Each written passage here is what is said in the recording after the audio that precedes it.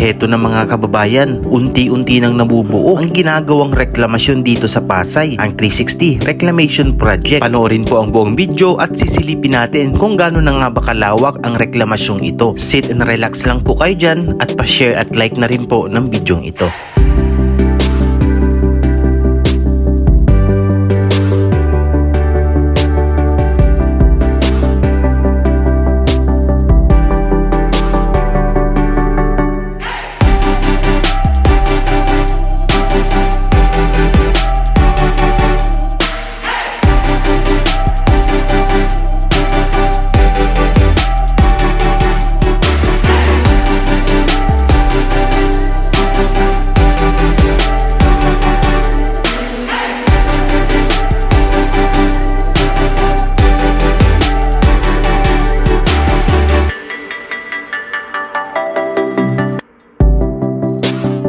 Good day mga kababayan, isang pinagpalang araw po sa ating lahat. Panibagong araw, panibagong update na naman tayo dito sa ginagawang reklamasyon sa Manila Bay. At nawa po ay nasa mabuti kayong kalagayan. Medyo matagal-tagal din po tayong hindi nakapag-update dito sa reklamasyon, especially dito sa Pasay 360 Reclamation Project. Kaya naman samahan nyo po ko at sisilipin natin kung ano na nga ba yung naging progreso dito sa ginagawang reklamasyon na to. At meron tayong nabalitaan na mukhang madadagdagan nga po yung mga reklamasyon na magpapatuloy. Siguro ay dahil nakapasa na sila sa mga requirements na kailangan para makapagpatayo ng maayos na reklamasyon. Ngayon po ay araw ng Lunes, petsa 1 ng Abril at ito yung ating makikita ngayon dito na palawak ng palawak lalo na dito sa Island B. Mapapansin na rin natin na napakarami din po mga barko na nakaantabay malapit doon sa may Pasay Harbor Reclamation Project. At sa tingin nga natin, yan yung mga barkong nagkakarga ng buhangin na nagmumula sa Zambales papunta rito para itambak.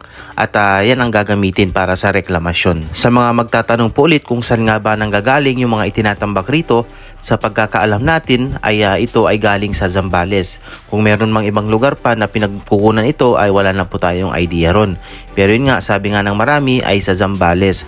Sa katunayan nga po ay nagkakaroon ng issue dito sa Zambales, dito sa may San Felipe, dahil nga po sobrang dami daw ng mga ganitong klase ng barko na nandito sa Zambales at inirereklamo na siya ng ating mga kababayan dahil sa sobrang ingay na sinasabi na ito daw ay mga vessel na mga Chinese. At syempre, ipinapanalangin natin na sana yung mga kumukuha ng barko na yan dyan sa Zambales, especially dyan sa San Felipe, ay sana ay nasa legal na paraan at sana ay hindi tayo mapasok ng kung sino-sino mga dayuhan na siyang sinisira ang ating kalikasan. Mabalik tayo dito sa Pasay 360 Reclamation Project.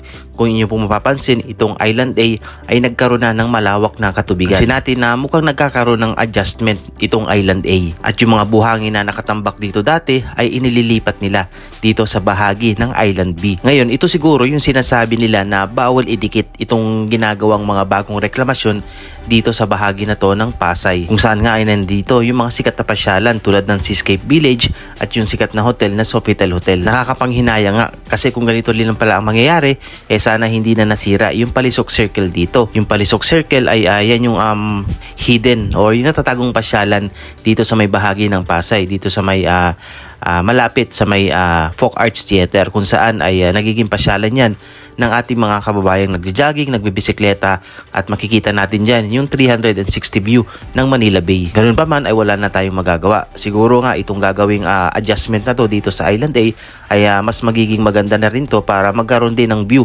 yung mga namamasyal dito sa may Seascape Village at yung mga naka-check-in dito sa hotel. At mas okay na rin to para maging daanan na rin to ng mga barko, ng mga bangka at ng ating mga kababayang naghahanap buhay dito. Pero disclaimer lamang po, lahat po yan ay base lamang sa ating nakikita at sa mga ibang nagko-comment sa atin. So hindi pa rin talaga natin alam kung ano ba yung purpose o yung dahilan kung bakit nila ginagawa or nagkakaroon ng ganito rito sa bahagi na to ng Island A.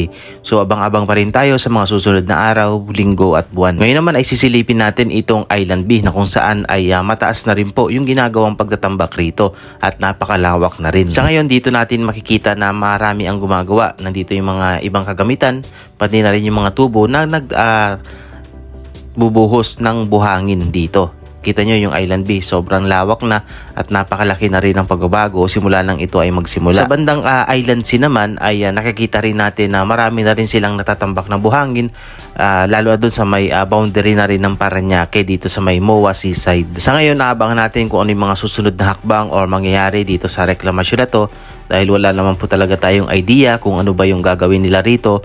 So nagre-rely lang tayo sa mga nakikita natin, wala rin tayong nakakausap na nagtatrabaho rito para bigyan tayo ng impormasyon, no? So nagbabase lang tayo sa nakikita po natin dito sa ating kalapati. Pero yun nga, sabi nga po kapag natapos nga itong reklamasyon na to ay malaking ginhawa to para sa Metro Manila.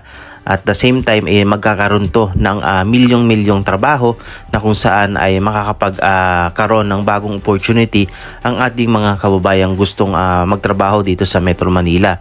No, lalo na kapag natuloy pa yung ibang gagawing reklamasyon rito ay mas dadami pa, no, at magkakaroon ng oportunidad ang bawat isa sa atin. So sana suportahan din po natin tong ganitong mga project na to. Sa katunayan, sa buong mundo ay ginagawa po ang mga ganitong klase ng reklamasyon. Example na nga lang dyan ay ang Singapore. Yun nga lang, kailangan is nasa responsableng pamamaraan or responsableng reklamasyon para maging maayos at walang maging aberya. Kaya yun yung ginagawa ng mga ahensya, kaya ito ay pinatigil noon ni Pangulong Marcos para suriin at hindi magkaroon ng aberya po, no? Kasi malay natin iba na pala yung ginagawa nila rito.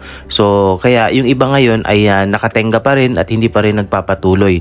Sa ngayon dito sa bahagi na to ng Pasay at Maynila ay dito sa Pasay pa lamang na umpisahan, no, yung dalawa or napagpapatuloy yung reklamasyon. Ito nga ang Pasay 360 Reclamation Project at ang Pasay Harbor City Reclamation Project. The rest ay hindi pa natin alam, pero meron nga tayong nasagap na balita na merong dalawa na ulit na magkukontinue ng pagtatambak or paggawa ng reklamasyon dito sa Manila Bay. So yun mga kababayan, at again, maraming salamat po sa pagsama sa pag-tour dito sa ginagawang reklamasyon sa Manila Bay.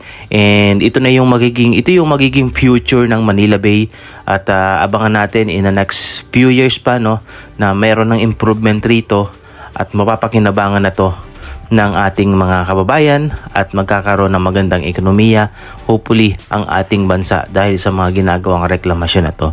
Yun naman po, and maraming salamat and God bless po mga kababayan.